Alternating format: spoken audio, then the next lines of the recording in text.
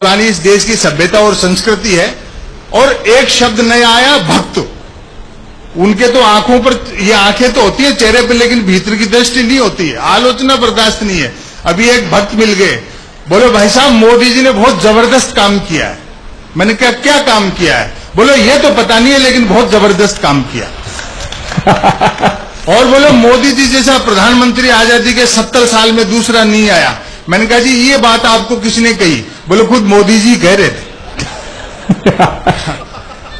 सुषमा स्वराज विदेश मंत्री होकर के विदेश मंत्री नहीं लगती। विदेश में कोई फंस करके ट्वीट कर सकता है तब पता लगता है कि ये विदेश मंत्री है।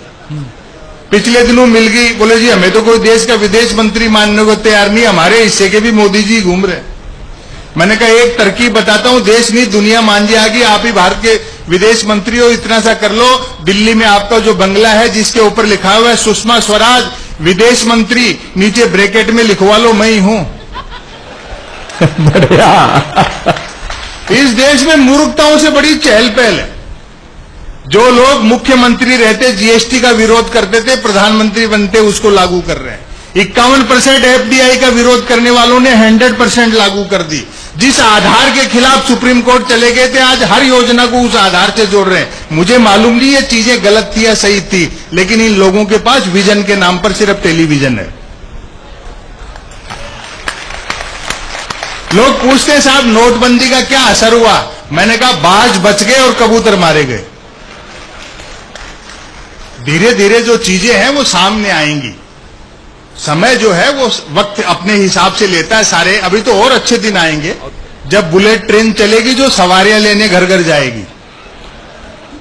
क्या व्यंग्य भाई साहब, क्या बात है। अमेरिका ने भारत को सच्चा दोस्त कह दिया। उनसे हथियार खरीद तो रहो तो पिताजी मान लेंगे। मुझे तो डर इस बात का लग रहा है जब सच्चा दोस्त कहा कि इससे पहले वो इराक को, अफगानिस्तान को और सीरिया को भी सच्चा दोस्त कह चुके हैं। ये बुद्ध, महावीर और गांधी का देश के लोग हैं। अगर हम भी हथियारों की ओर में शामिल हो गए तो फिर सत्य और अहिंसा की राह इस दुनिया को कौन दिखाएगा? लेकिन कुछ चीजें हैं दुनिया में जो अच्छी भी हुई हैं इनके कार्यकाल में। अच्छा, एक तो स्वच्छ भारत अभियान वाला काम अच्छा है।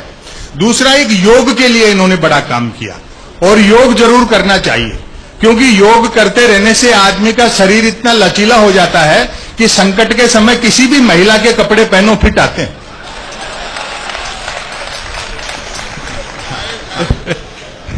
मतलब प्रचार का भी एक अपना जबरदस्त तरीका है, ब्रांडिंग का भी। छोटे छोटे बच्चे तक भी जवाब दूसरे ढंग से देने लग गए। अभी एक बच्चे से पूछ लिया था, बोले बेटा ये पतंजलि और बाबा रामदेव क्या है? बोले जी रामदेव ने योग सूत्र लिखा और पतंजलि किराने के व्यापारी थे। ये जो बुनियादी चीजें हैं, जो बाजारवाद है, वो सब उसके दबाव में है। यहाँ अनिल लोढ़ा जी बैठे हैं। क्या बात? ये टेलीविजन और पत्रकारिता से जुड़े लोग, मैं क्षमा याचना के साथ कहना चाहता हूं, जब हर चैनल पे एक ही आदमी दिखना है तो ये रिमोट क्यों बनाया, मेरी यही समझ में नहीं आया। बहुत बढ़िया, बहुत बढ़िया। चैनल से पता लग जाता है कि कौन सा चैनल किस पार्टी की भाषा बोल रहा है। 2014 से पहले अपवाद को छोड़कर के ऐसी चीजें नहीं होती थी। ये जो चीजें हैं, टीवी चैनलों पर बहस आती है प्राइम टाइम में, 4 जन बहसी आते हैं, एक मुद्दे का समर्थक, दूसरा मुद्दे का विरोधी, तीसरा बुद्धिजीवी दोनों को हड़काने वाला और चौथा एंकर तीनों को भड़काने वाला। वाह। और व्यंग पर आपकी तालियां उठेंगी। बहस होनी होती है गरीबी की रेखा पर और करते रहते हैं रेखा की गरीबी पर।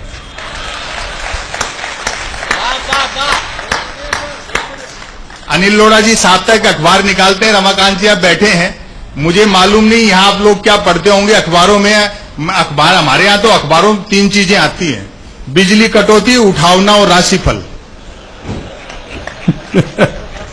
और रोज नए निकलते। एक दिन तो अखबार से 2 लोग आ गए, बोले संपत सरल जी नया अखबार लॉन्च कर रहे हैं, आप भी ग्राहक बन जाओ। क्योंकि अखबारों का कोई पाठक तो बनता नहीं, ग्राहक ही बनते। क्या 1 रुपए में 16 पेज। और जो मैंने जवाब दिया उसका आनंद ले, 1 रुपए में 16 पेज। मैंने कहा भैया रुपए तो चाहे एक की जगह 2 ले जाए, लेकिन 16 पेज खाली दे जाए कर। फिर मैंने रिसर्च की कि इतने अखबार बिकते कैसे हैं। तो अचानक एक दिन एक अखबार के दफ्तर से फोन आया, बोले संपत सरल जी आज आपका नाम हमारे अखबार में छपा। मैं बड़ा खुश हुआ जी, आपका अखबार कहाँ मिलता है? बोले हमारा अखबार कोई होकर नहीं बांटता, जिस किसी का नाम छप जाता है दिन भर वही खरीद खरीद कर बांटता है। क्या व्यंग है भाई साहब, कमाल कमाल। मैं इस